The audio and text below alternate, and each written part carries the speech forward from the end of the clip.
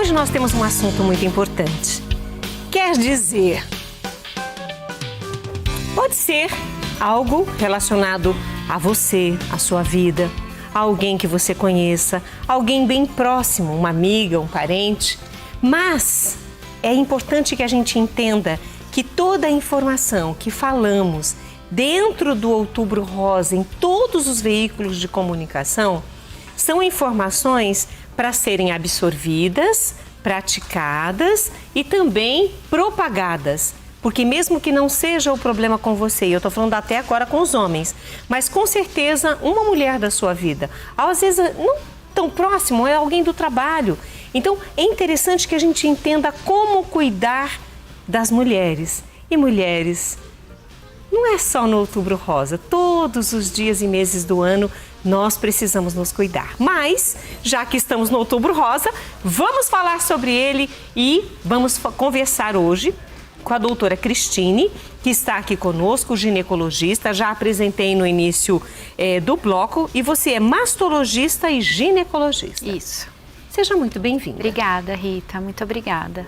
E quando a gente fala em câncer, pela sua especialidade como mastologista, não só como ginecologista, a gente entende que hoje nós vamos aprender muito, temos muito para conversar. Porque geralmente, não sei se é um dos mais que acometem as mulheres, mas é o câncer de mama. É o que mais acomete mulheres no Brasil e no mundo.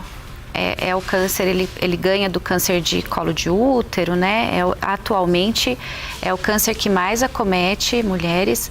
A previsão é de quase 74 mil novos casos de câncer de mama só esse ano.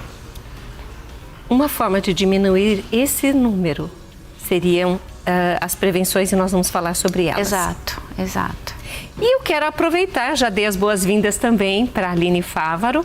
E você é muito bem-vinda, Aline. Muito obrigada. E você foi não só paciente da doutora, mas também viveu esse turbilhão que é depois do diagnóstico de um câncer. O seu também era na mama?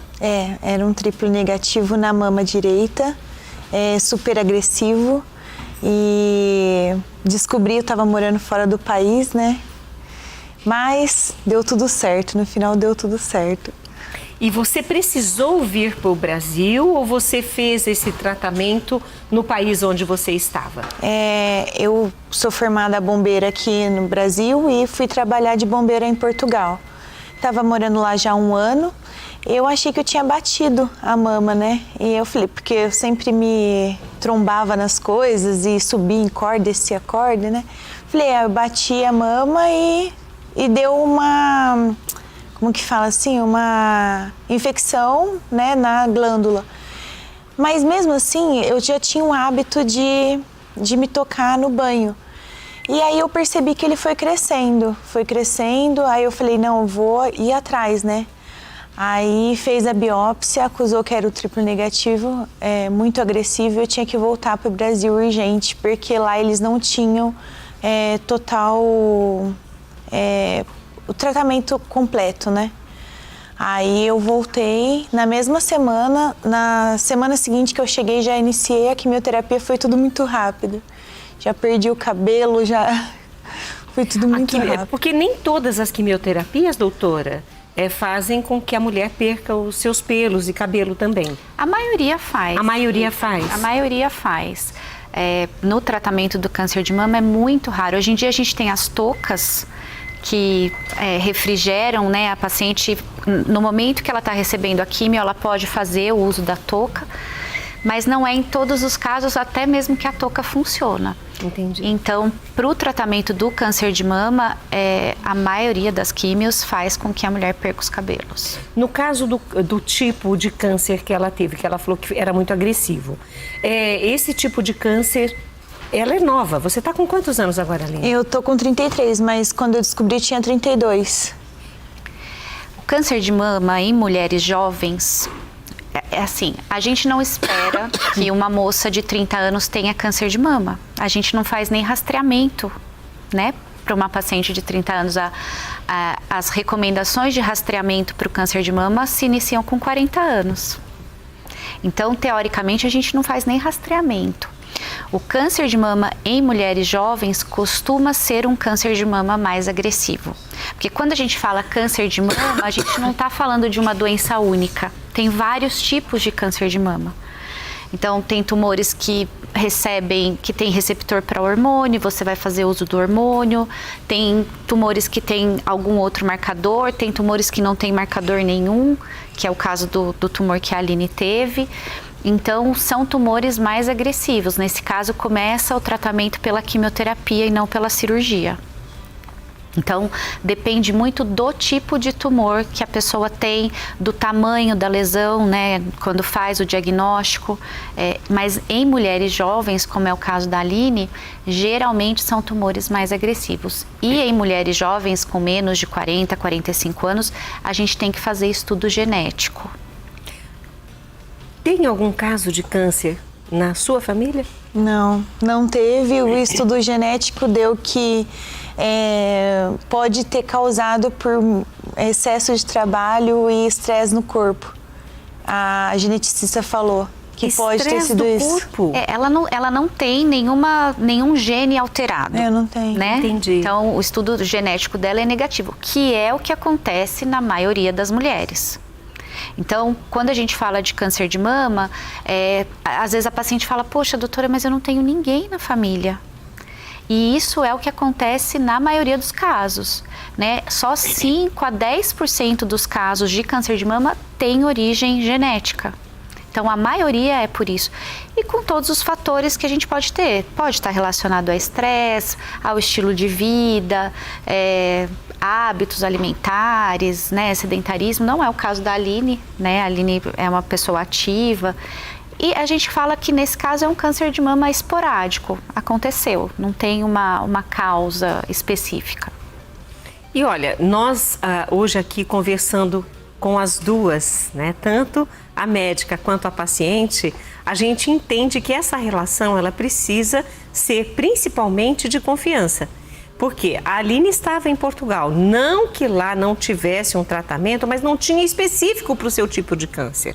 Então foi necessário que você voltasse ao Brasil e iniciasse o tratamento aqui. Mas essa relação de confiança com a médica ajuda, acho que até a uma cura mais rápida, né? Ou pelo menos um tratamento mais eficaz. Isso é muito importante, não é, doutora? A relação médico-paciente é essencial no tratamento do câncer. Porque é uma relação de confiança, né? Então, além disso, a paciente tem que se sentir segura com o que você fala, com o que você propõe, porque não é um tratamento fácil, né, Rita? É um tratamento de muitas etapas, é um tratamento que mexe com a autoestima da mulher, né? A Aline tinha um cabelo imenso, lindo, liso, maravilhoso, né? Acho que tá passando as fotos dela. Eu não sei, vamos começar a passar as fotos? E aí você cortando o cabelo. Seu cabelo era deste tamanho, mulher. Lisinho. Que isso, liso, liso, liso. Era lindo. E tava na melhor fase. Ou seja, tava hidratado, brilhante, todo mundo só elogiando. Sim. E aí vem o câncer com o tratamento e tirou. Como foi para você perder o seu cabelo, que era uma referência, como você está falando, estava lindo, na melhor fase. Como foi para você? Para mim, né, foi a pior fase do tratamento. Eu acho que perder a mama não foi tão difícil quanto perder o cabelo. Para mim, foi assim aonde eu me perdi no tratamento, sabe? Me senti muito perdida mesmo. A gente se perde totalmente. Meu Deus, e agora? Não tem planejamento, você não sabe o que vai fazer, porque você não se sente mais você, sabe? Então eu falo assim, às vezes você olhava no espelho e não se reconhecia. Não me reconhecia. E no longo das quimioterapias isso foi aumentando, né? Mas pra mim perder o cabelo foi assim, foi a pior fase do tratamento. Ali a gente percebe que você estava chorando. Eu chorei muito. Um salão de beleza perto de casa que, né, quis fazer pra mim, quis cortar, porque eu quis cortar ele na primeira químio, porque ele era muito saudável, meu cabelo era muito perfeito. Eu falei, não vou deixar ir pro ralo, né? Eu falei, eu vou cortar logo na primeira, porque eu já tenho certeza que vai cair e eu quero doar. né, pro Hospital do Câncer. E aí eu tenho tanto cabelo que as mulheres falaram que ia dar para fazer 3 perucas. Que aí foi pro hospital de Barretos. De Barretos. É. E parabéns aí, pela iniciativa. Obrigada. Eu falei, não, poxa, não pode ir embora assim, né? Aí ele foi caído ali 20 dias, completamente. Eu acordei, ele tava metade no travesseiro. E aí foi já curto. outra. Já curto. Eu cortei na 1. Elas rasparam na 1, porque tem que cortar por mechinhas, né, para poder reaproveitar o cabelo. E aí raspou na 1. Isso pra mim já desabou, né? Dali 20 dias foi uma nova luta, né? Porque realmente eu tava ficando careca. Aí foi uma fase bem difícil. Se você não se reconheceu de cabelo curto, então careca foi pior ainda. E ele começa a cair, ele começou a cair, tipo, caiu uns pedaços assim bem grandes, né? Uns tufos, né? E aí aquilo, assim, é enlouquecedor. A gente tem que contar muito com rede de apoio em todos os nossos momentos mais difíceis. Você teve uma rede de apoio, família, amigos, pessoas que estavam ali do seu lado, que te ajudaram também? Além da doutora, é claro. A doutora, assim, foi crucial na minha vida, né? Porque eu falo que ela me tirou do buraco, assim, eu tava muito mal. Mas quando eu descobri, quando eu perdi o cabelo, tudo, minha mãe estava o tempo todo do meu lado. E eu acredito que ela tenha sofrido 10 vezes mais que eu. Vendo aquela situação, vendo eu debilitada durante o tratamento, né? Porque debilitou muito. Então, no mês que eu cheguei, eu estava completamente forte, cabeluda, e no mês seguinte eu já não tinha cabelo, estava totalmente debilitada. Então eu acredito que ela tenha sofrido mais que eu. Com porém, certeza. Ela estava ali o tempo todo me colocando para cima, não me pegava nos cantos chorando. Como chama a mamãe? Viviane. Eu tenho certeza que a Viviane chorou longe de você muitas vezes. Eu também. Eu tenho certeza disso. E nós vamos fazer o seguinte, segura aí. Nós temos muito mais para conversar, muito mais para aprender, que a doutora trouxe um monte de informações para nós hoje. E tem mais histórias da Aline que a gente quer compartilhar com você. Um intervalo, um copo d'água e a gente volta já. E agora eu quero convidar você a continuar o nosso bate-papo aqui, porque eu tenho 2 convidadas, né? A médica, mastologista e ginecologista, doutora Cristiane, que está aqui conosco, e também do Cristiane Allen, e também a Aline Fávero, que é bombeira e paciente da doutora, infelizmente viveu um câncer e está compartilhando conosco a sua história. E para a gente entender um pouco do quanto o câncer merece atenção e cuidado, nós sabemos que pelo Brasil e pelo mundo tem muitas unidades, instituições, hospitais, clínicas, médicos, recursos, né? Até farmacêuticos, para que estas pessoas tenham aí uma qualidade de vida, uma sobrevida, enfim, tudo que for necessário para que se viva com longevidade e com saúde. Mas eu gostaria hoje de destacar o CAISME, que é um centro de atendimento integral à mulher. O CAISME fica na Unicamp, aqui na cidade de Campinas, e a nossa repórter, a Natália, foi lá para confirmar e conferir o que é feito naquele espaço em favor da saúde da mulher. Vamos ver. Como é a saúde pública aí na sua cidade? Aqui em Campinas, no interior do estado de São Paulo, nós temos o CAISME, um hospital da Unicamp que é referência na saúde da mulher. Com atendimento através do SUS, a unidade é referência na saúde feminina e do recém-nascido para mais de 60 municípios de São Paulo. Eu descobri lá em Paulínia, aí eu comecei os exames lá e tudo, e depois eu pedi para ser encaminhada para cá, porque aqui é uma referência nacional, né, tem mais recursos. E aí, graças a Deus, eu comecei a fazer o tratamento aqui em setembro e fiz 6 meses de químio. Aí em março eu acabei a químio, em março já foi a cirurgia também, fiz mastectomia com reconstrução imediata, silicone. E em julho comecei a rádio, aí foram 25 sessões, hoje é a última. Estou sendo muito bem cuidada, graças a Deus, sabe? Acho que é um dos melhores lugares para tratamento de câncer para as mulheres é aqui. Então eu agradeço primeiramente a Deus, né? E aí aqui. Fiz uma cirurgia faz 8 dias, amei ficar internada aqui, muito bom mesmo, gostei mesmo, viu? O atendimento dos médicos, da enfermagem, do pessoal todo, muito bom, gostei muito. Eu moro em Americana, né? Comecei o tratamento lá, aí como a cirurgia iria demorar muito, eles me transferiram para cá e aqui foi bem mais rápido.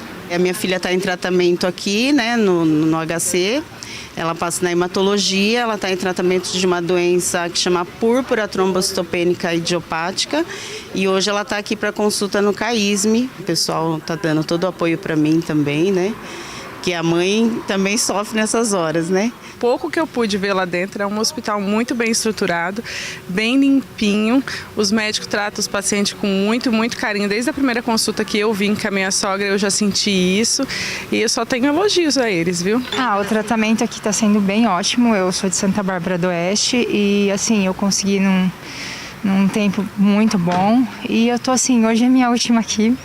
Graças a Deus, a última quimio, eu estou no estágio final de tratamento e, se Deus quiser, espero que muita gente consiga ter o tratamento que eu tive aqui na Unicamp.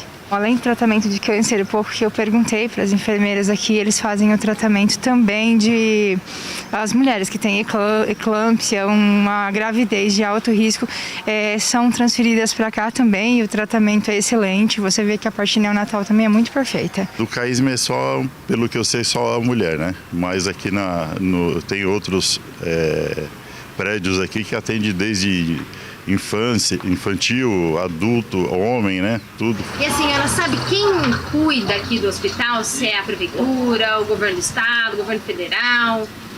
Eu não sei essa pergunta, mas eu acredito que seja o governo do estado, né? Eu não sei exatamente, mas eu creio que seja o governo do estado, né? Eu creio que sim. E você sabe quem que é responsável por esse hospital? Se é a prefeitura, o governo federal? Não sei. E olha, a pergunta agora é para você de casa. Eu quero ver quem vai ser a primeira pessoa a responder para mim aqui no chat se você sabe quem é a mantenedora da Unicamp. Será que é a Prefeitura de Campinas? Será que é a região metropolitana, né, com todas as cidades e prefeituras que mantém? Ou será que é o governo do estado? Você sabe a informação? Mas faça isso agora que eu quero ver quem vai ser a primeira pessoa a responder essa pergunta que está lançada aí através da reportagem da Natália e eu quero a sua participação, o seu envolvimento junto comigo. E por falar em CAISME, é interessante que a gente lembre-se sempre que todo esse atendimento maravilhoso e muito elogiado por todas as pessoas que estão em tratamento lá ou acompanhantes, tem também, porque a Unicamp é um hospital-escola, então tem a formação de profissionais.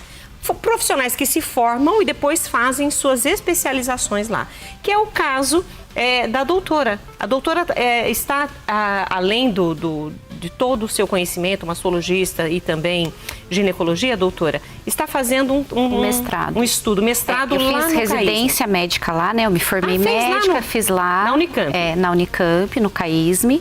E agora eu voltei, alguns anos depois, para fazer o mestrado. E o meu mestrado é em câncer de mama com pacientes de alto risco.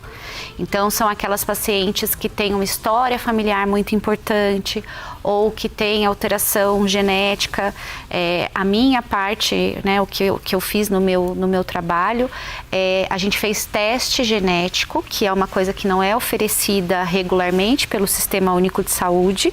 Então, a gente fez nas pacientes de lá, tem 373 pacientes que foram beneficiadas com esse estudo.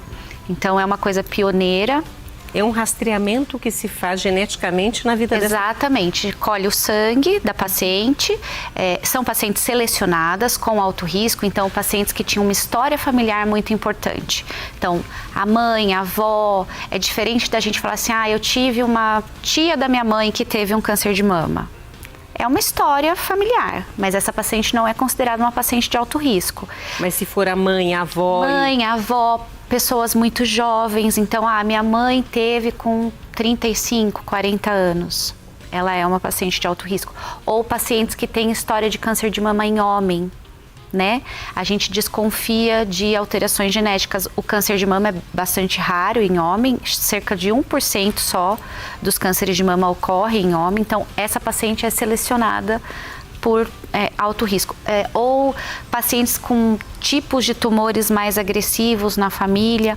Então, a gente selecionou essas pacientes e ofereceu o teste genético para a gente fazer um estudo de quantas pacientes têm mutação e oferecer para elas o tratamento daí preventivo para o câncer, antes delas desenvolverem o câncer de mama.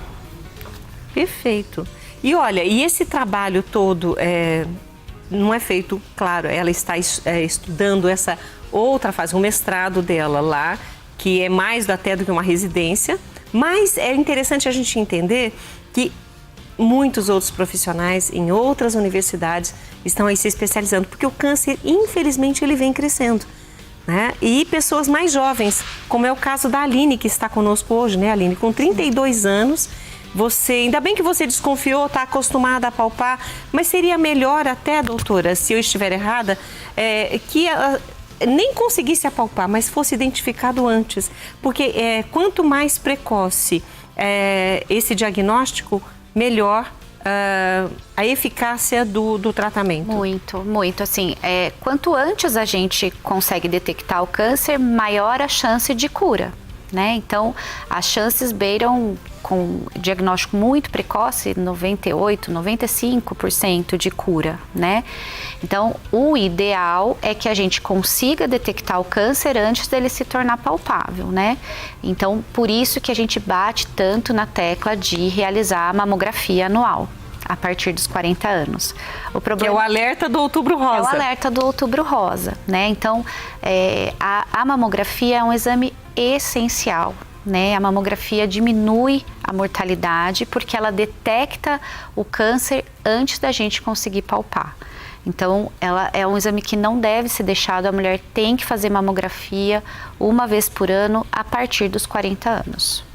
E olha, e só respondendo a pergunta da nossa repórter, a Natália Lima, nós temos aqui a Gabriela Zanotti, foi a primeira a responder, governo do estado de São Paulo. Parabéns, Gabriela! E é exatamente o governo do estado de São Paulo, a Unicamp, apesar de ter o camp no final, né, de Campinas, mas ela é uma universidade estadual. E a Gabriela ainda colocou assim, é financiada por meio de repasses do ICMS, Imposto sobre Circulação de Mercadorias e Serviços. E aí ela colocou, é isso mesmo?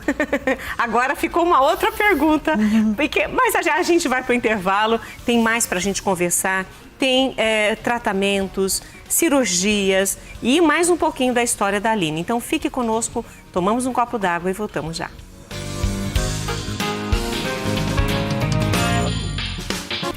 Hoje o programa Mulher.com tem o prazer de receber aqui a médica ginecologista e mastologista, doutora Cristine Allen, e ainda junto com ela a paciente, né, a Aline Fávero. E aí as duas estão completando as informações uma da outra e tudo isso para nós é uma riqueza, é conhecimento, é aprendizado. Agora, é muito triste viver um câncer, não desejo para ninguém. E você está hoje aqui dando esperança para outras pessoas, Aline. Sim. Porque, com certeza, já que o câncer atinge, nesse ano, último ano, 78 mil... Quase 74 mil. Quase 74 mil pessoas foram diagnosticadas com câncer. Nós queremos que as pessoas tenham essa esperança de que vai dar certo, elas vão recuperar a saúde, que foi o que aconteceu com você. Sim. Mas não foi fácil. Ela me contou na hora do intervalo que mesmo durante a quimioterapia, você teve um problema, né? E aí precisou fazer a mastectomia, que é a retirada total das mamas. Como foi esse momento? Você estava em tratamento com a quimioterapia, não estava dando certo? Como foi? Eu terminei as quimioterapia vermelha, nas vermelhas ele começou a reduzir, né? Mas quando eu passei para as brancas, que eu iria ter que fazer 12 brancas, ele voltou a crescer. E a dor era insuportável. Aí a oncologista resolveu parar a quimioterapia, me aplicaram 2 quimioterapias fortes, como a vermelha. Aí foi que eu tive alguns efeitos muito mais fortes e já a cirurgia logo após. Doutora, sobre a cirurgia dela. Na verdade, o que aconteceu com a Aline não ocorre sempre, né? A Aline parou de responder, o tumor dela parou de responder à químio e cresceu na vigência da químio. Então, a gente para tudo e opera. É uma cirurgia de resgate, que a gente chama. Então, a gente fez uma mastectomia total. Então, ela tirou a mama toda, fez esvaziamento axilar, que são os linfonodos embaixo do braço, e não fez reconstrução num primeiro tempo, porque a gente precisava dela bem rapidamente para continuar o tratamento. E não fazer a reconstrução ali seria a melhor solução? Porque a gente pode ter algumas complicações na reconstrução, isso não é regra. Tá, Rita? Mas naquele momento, como foi uma cirurgia que a gente precisava operá-la muito rápido, a gente optou por isso. Conversou com a Aline, ela topou. Então, ela vai terminar todo o tratamento. Ela já fez radioterapia, que era essencial quando a gente tem esse crescimento, um tumor grande inicial. E aí, no segundo tempo, a gente faz a reconstrução da mama. Ou seja, você retirou as 2 mamas e também os linfonodos. Uma só a mama doente. Ah, só a mama doente. Só a mama doente. A outra, graças a Deus, a outra não tem nada. Que continue assim. Amém. Mas você me contou no momento do intervalo também, e a gente compartilha com quem está em casa, de que além da retirada da mama, foi uma surpresa na retirada dos linfonodos. Os linfonodos, na hora que a doutora me operou, eles estavam comprometidos, né? Estavam os 26, né, doutora? Quando a gente abre ali, né, que vê os linfonodos, ela tinha um aspecto de comprometimento muito importante, assim, eles ficam meio grudados, escurecidos. Então, quando eu olhei, né, a gente falou, são linfonodos comprometidos e fez a retirada dos linfonodos da axila, a gente chama de esvaziamento axilar. E a medida inicial do tumor da Aline, quando a gente foi para a cirurgia, era 9, 10 centímetros. E aí a surpresa foi que, após a cirurgia, a gente recebeu a notícia de que não tinha nenhum linfonodo comprometido e que o tumor que a gente achou que tinha 10, 9 centímetros, tinha 4. Ou seja, acabou sendo uma boa notícia. Uma ótima notícia. Porque só de não ter um comprometimento e ser muito menor do que o previsto, que a gente imaginava. Sim. Então, para mim foi um milagre de Deus. E isso nada me tira da minha cabeça, que foi Deus que me deu essa segunda chance. E usou as mãos da doutora para me operar. Então, para mim foi um milagre, porque no momento da cirurgia, eu peguei na mão dela e falei, doutora, que não seja você, que Deus possa usar suas mãos aqui, e de todo mundo que está nessa sala. Então, para mim, aquele momento foi o mais incrível, assim, foi a hora que eu entreguei nas mãos de Deus mesmo, e graças a Deus foi um sucesso, né, doutora? Foi. E agora, nós, inclusive na reportagem que mostramos sobre o CAISME, uma delas disse, eu fiz a mastectomia já com reconstrução. No caso dela, aí ficou bem claro por que não foi feita a reconstrução, mas em caso de segurança, não tendo nenhum problema, já é possível, na retirada das mamas, fazer a reconstrução? Já faz a reconstrução imediata, já coloca para... Hoje em dia, Rita, a gente faz muito menos mastectomia do que fazia antigamente. Né? Porque a gente detecta os tumores muito mais cedo, tumores menores. Então, a taxa de mastectomia já é menor. A gente faz muito mais cirurgias conservadoras, que a gente preserva a mama da própria mulher, retira só o tumor e uma área de segurança em volta. Então, as mastectomias ocorrem numa porcentagem menor. E a gente já consegue fazer reconstrução imediata. Então, já retira a mama e já coloca a prótese mesmo de silicone, ou alguns casos colocam um expansor, que é como se fosse um silicone murchinho que a gente vai enchendo para quando tem pouca pele e depois troca pela prótese definitiva. Isso já é possível. E olha, eu quero agradecer as pessoas que estão aqui colocando as suas experiências com o câncer. Infelizmente, né, a Amélia Carbogin colocou assim: ela perdeu uma sobrinha com 37 anos e com câncer triplo negativo. Ela fez o tratamento, mas infelizmente ela não obteve a cura.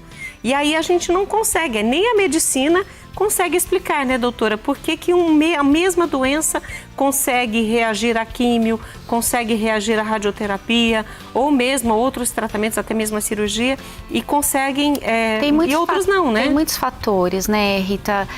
Transmissores, a própria resposta imunológica da paciente, né? Como ela vai reagir a isso, o tamanho da lesão inicial, né? Porque então tudo isso influencia. Influencia muito na taxa de cura, na taxa de recidiva, né? Da possibilidade do tumor voltar. Então, isso influencia muito e as respostas são diferentes de paciente para paciente. E olha, a Maria Socorro é da Paraíba. Agora eu não vou conseguir lembrar, Maria Socorro. É de Teresina, Piauí. Ela colocou assim... Hoje a minha cunhada está na sala de cirurgia fazendo também quimioterapia, radioterapia. Com fé em Deus vai dar tudo certo. Então ela deve estar fazendo não a cirurgia, mas talvez o tratamento. O tratamento, e a gente agradece, né? Obrigada aí a Kelly Batista ligadinha conosco. Obrigada aí a Amélia Carboginha de Juiz de Fora, Minas Gerais. Obrigada Ana Vitória Albieiro, desde o começo, antes de começar o programa, já estava aqui conosco, né? Muito obrigada, viu, querida, por estar com a gente. A Maria Conceição, se eu não estiver misturando, hoje eu estou misturando tudo, viu, gente? Eu misturei a cidade com o nome e não tem problema, não fica triste, não. E eu quero agradecer o carinho da Natalina, ela é da cidade de Ji-Paraná, Rondônia, junto conosco. Olha, dona Wanda, um beijo para a senhora, viu? É a mãe da Natalina.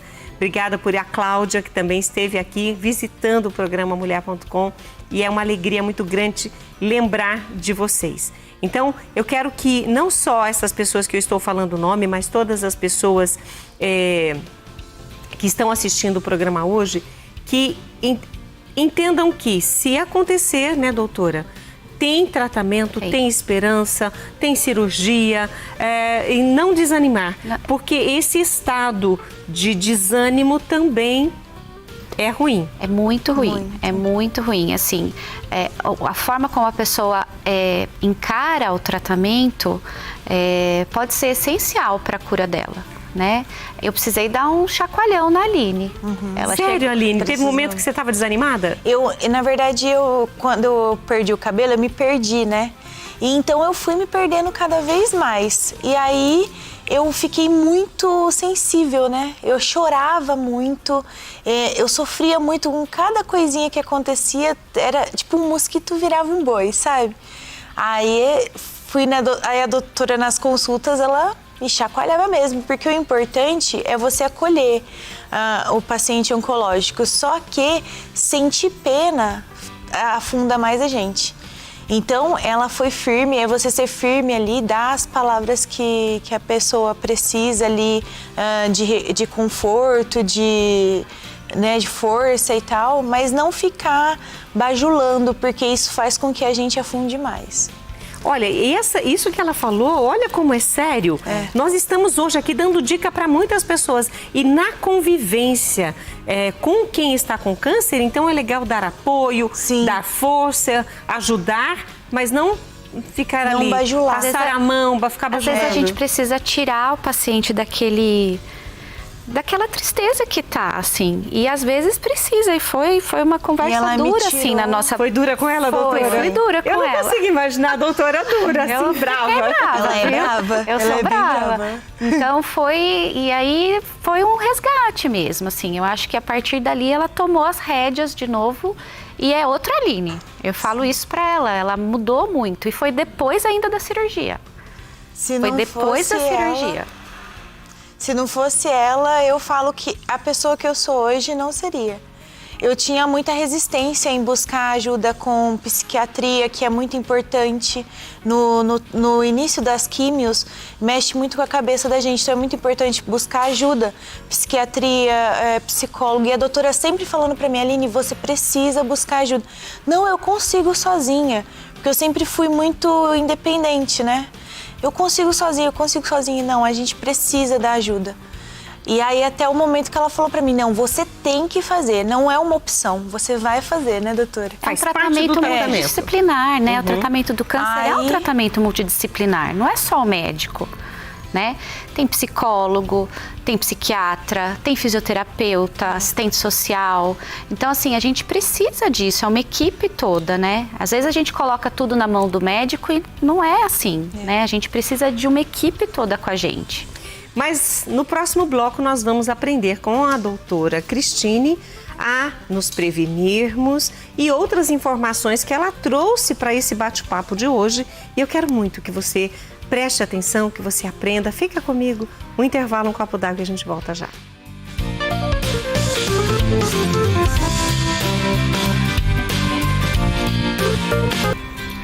Neste mês, Outubro Rosa, temos falado bastante, várias vezes durante o programa Mulher.com sobre prevenção, sobre cuidados e alguns casos para que você se inspire, se exemplifique e aprenda também a se cuidar. E hoje a gente conversa com a mastologista e ginecologista, a doutora Cristine Allen, e também recebemos a paciente, a Aline Fávero. Então acertei. A Aline Fávero, que é uma destas mulheres, entre as milhares, que são acometidas todos os anos, que viveu a experiência e hoje traz para nós a esperança. Obrigada, Aline, mais uma vez por sua companhia, sua presença. Doutora, nós temos uma pergunta, ela não veio pelo chat, ela veio pelo telefone, e a Lucimar, ela colocou assim, ela tem 3 irmãs com câncer e começou com câncer de mama. Ela tem chances de ter também, ela não tem nenhum diagnóstico, mas ela tem chances também? Tem chance de ter. Sempre quando a gente tem uma história familiar assim muito importante, então muitas irmãs, mãe, avó, a gente tem chance de ter, né? Isso chama atenção pra gente de ter algum fator genético nessa família, então algum gene alterado que passa de pai para filho e para as irmãs, que pode aumentar o risco dela ter câncer de mama. É bom, né? Seria importante se ela tiver acesso ao teste genético através... O SUS não tem ainda, mas os planos de saúde já cobrem o teste genético. E se não for possível, fazer os exames de rastreamento anualmente. Então, ela é uma paciente que não pode deixar de fazer a mamografia anual. No caso, uma vez ao ano já é o suficiente? Uma vez ao ano é o suficiente, A partir dos 40 anos, uma vez ao ano. Perfeito. E aí, os outros exames, ultrassom, ressonância, são exames complementares. Caso fique alguma dúvida na mamografia, caso tenha alguma, precise procurar alguma outra coisa, aí faz outro tipo de exame. No caso, você citou, doutora, mãe, avó e etc. No caso, apesar de raro, de ser 1%, o pai também transmite esse gene? Transmite. Mesmo não de mulher para mulher, homem para homem, não. Transmite o igual. Homem também para filhas. Também transmite para as filhas. Então, a gente tem casos de homens com câncer de mama que têm alteração genética e que podem passar esse gene. É 50%. Quando a célula se divide, ele passa ou não passa. Os genes alterados do câncer de mama geralmente são assim. Então, é 50% ou do pai ou da mãe. Então, às vezes fala a história, mas a história do lado do pai não é tão importante. É tão importante quanto a história do lado materno. Então, importante ter falado isso. Porque às vezes a gente fala, mas é a família paterna, não, tem importância igual. Então, se o pai teve, avaliar a história de câncer de próstata na família. Então, às vezes, pai, tios com câncer de próstata pode chamar a atenção de ter algum gene alterado nessa família e precisar ser investigado. Agora, eu gostaria muito de mostrar para vocês algumas fotos. Recentemente, no Iguatemi, teve uma exposição e a Aline teve a sua foto lá nessa exposição também, entre outras mulheres.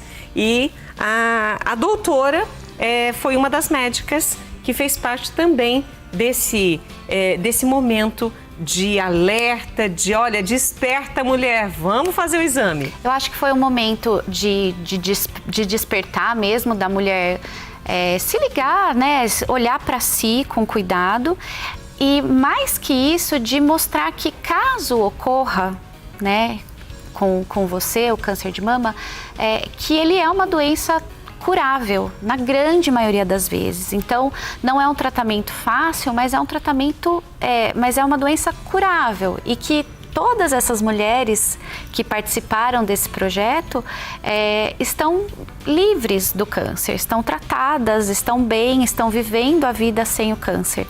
Uma das pacientes sempre fala assim, eu tive o câncer, mas ele nunca me teve. Então é isso que a paciente tem que pensar, né? Que vai passar, não é fácil, eu sempre falo isso, não é fácil, a gente vai seguir juntas até o fim. E o fim vai ser a cura, né? Então essa exposição foi sobre isso, foi sobre mulheres que vivenciaram o câncer de mama, algumas há menos tempo, como a Aline, mas tinham pacientes já tratadas há 21 anos, com diagnóstico há 21 anos e vivendo super bem, né, sem doença, fazendo os tratamentos, algumas nem tratando mais, e foi muito legal, assim, porque elas deram o depoimento e é também um alerta, né, para as pessoas, para se cuidar, para as mulheres. Doutora, fechando a nossa conversa, eu gostaria que a senhora nos desse algumas orientações importantes. Estamos no Outubro Rosa. E vale para todo mundo, inclusive os homens, né? Prestem atenção nas suas mulheres. O que devemos fazer para prevenir o câncer? Eu acho que uma coisa que tem que ficar bem clara é que, assim, não tem nada que a gente faça para o câncer de mama que seja 100% prevenível. É diferente do câncer de colo de útero, por exemplo, que a gente faz a coleta do Papa Nicolau, que a gente chama de preventivo, e ele previne, porque a gente detecta lesões que podem virar... Então, para o câncer de mama, a gente não tem. As armas que a gente tem para o câncer de mama são mudança de estilo de vida, então praticar atividade física, a perda de peso, a gente sabe que a obesidade está relacionada com o aumento do câncer de mama. O consumo de álcool, né? São estudos mais recentes, mas que já relacionam o consumo de álcool com o aparecimento do câncer de mama. E a mamografia, porque para o câncer de mama a gente não tem nada 100% prevenível, mas a gente tem a detecção muito precoce. A mamografia então, é esse recurso. Eu bato nessa tecla, porque hoje em dia a gente tem muita informação e tem informação falsa, inclusive, sobre mamografia, né? Vira e mexe tem algum vídeo em Instagram, TikTok. Então, a gente que trabalha com isso e trabalha seriamente com mastologia, com câncer de mama, tem que, em toda oportunidade, falar. A gravidez falar. atrapalha? O tratamento? Não, a mamografia? Não, dá pra fazer. Dá pra fazer. Como são mulheres mais jovens, geralmente não faz, mas se precisar, dá pra fazer. Faz com proteção e consegue fazer. Inclusive o tratamento. Caso ocorra, que é, né? Mais raro. Muito raro, mas que pode acontecer, a gente trata também. Doutora, deixamos de falar algo importante? Acho que não, acho que falamos... Contemplamos tudo. E olha, adote, se você ainda não tem uma ginecologista, tem que adotar, porque ela é a primeira pessoa que vai olhar você com um olhar diferente e vai poder te ajudar em qualquer problema da saúde da mulher. A ginecologista está aí do lado. E ainda a doutora hoje, como mastologista e cada vez enriquecendo mais o seu conhecimento para ajudar os pacientes. Obrigada, doutora, pela sua presença. Rita, eu que agradeço, viu? E eu agradeço a Aline também, que hoje veio trazer esperança para nós, Aline. Com certeza. Muito obrigada, saúde para você, muito viu, querida? Obrigada. E uma das coisas que a Aline colocou, que fica aqui como destaque, hoje todo mundo não tem tempo para nada e eu sou uma delas. A gente trabalha demais, a gente corre muito, a gente se sobrecarrega. Sim. E você viveu isso. Sim. E foi uma das coisas que favoreceu, de certa forma, o aparecimento desse câncer. Então, para as pessoas começarem a olhar para si mesmas, cuidarem de si, ter um pouco mais de prazer na vida e, enfim, ajudar e amar, que eu acho que é isso que você recebeu e que você está fazendo hoje conosco. Obrigada. Obrigada pela oportunidade. E a gente fica por aqui, agradecendo a Deus por mais esse dia, por mais esse programa, pela riqueza das pessoas que passaram por nós e por você que está aí. Me perdoe se eu não li todas as mensagens que estão aqui, mas vocês são muito queridas, muito queridos. Obrigada aí ao Paulo de Jaú também, que mandou mensagem. Obrigada, viu, Paulo? Um beijo para vocês e até amanhã!